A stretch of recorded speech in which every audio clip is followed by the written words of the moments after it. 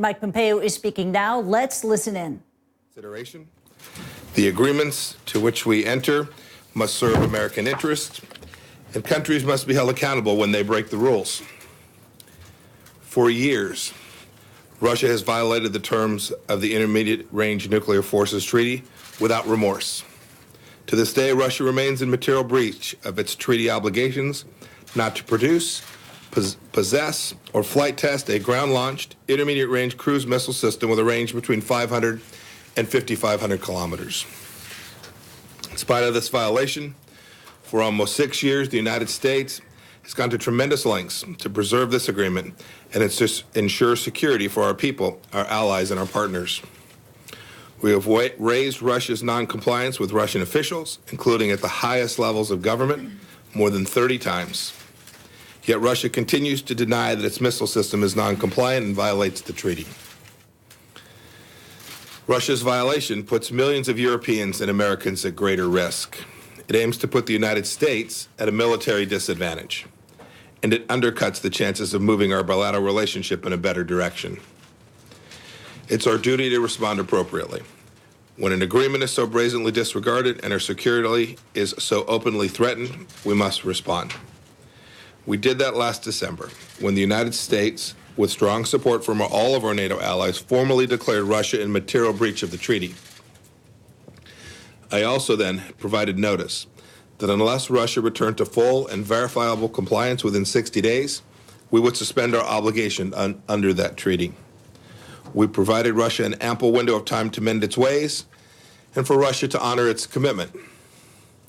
Tomorrow that time runs out. Russia has refused to take any steps to return real and verifiable compliance over these 60 days.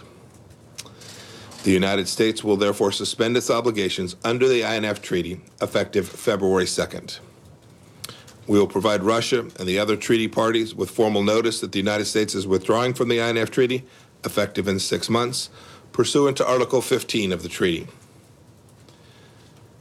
Russia has jeopardized the United States' security interest, and we can no longer be restricted by the treaty while Russia shamelessly violates it.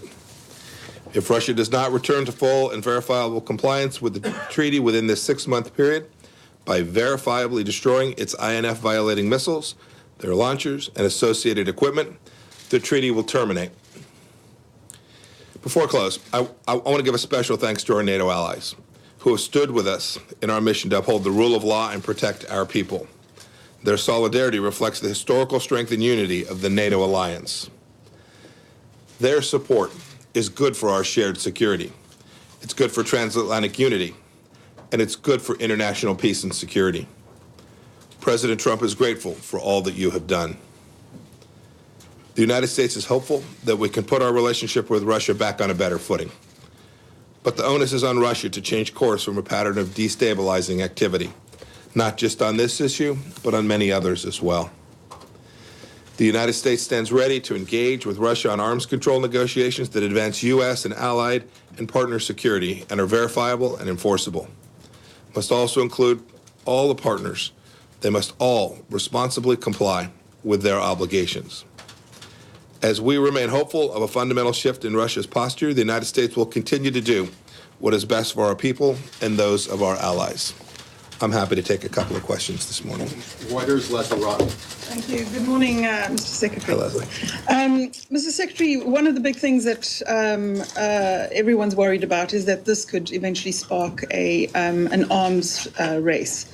What are you doing to prevent that? How concerned are you that Russia will not engage in that 6 months and that it could see this posture as a threat and take it on? Well, the very risk that you identified is the one that we are suffering from today. The Russians are in violation of the agreement. That is their commitment, this agreement that's been in place for an awfully long time. The Russians have been violating. That is, they have begun to move towards what it is that risk you actually have just identified. And you heard me this morning. We'll continue to have conversations with them. We hope they'll come back into compliance. We've had conversations at every level, at the senior levels, at technical levels, conversations about the nature of these systems. There's no mistaking that the Russians have chosen to not comply with this treaty and present the risk of of continued arms growth in a way that they had committed to back when they signed this treaty that they would not do. And if you just have one party to a treaty complying, you're down the path that you described. We will continue to work with the Russians to achieve an outcome that gets us to a place. President Trump very much wants to have an agreement that is verifiable and enforceable on these systems, and I hope we can convince the Russians it's in their best interest as well. We certainly think that it is. One more question. Michael Gordon, Wall Street Journal. Yes, sir. Sir, the Trump administration has withdrawn from agreements it doesn't like, the JCPOA, and now you've indicated your intentions on INF because of the Russian alleged violation. But the question is what new agreements can be worked out to take their place. The Russians have said they're prepared to discuss a New START extension. The treaty expires in 2 years, which is not a lot of time if the administration plans to take a new approach.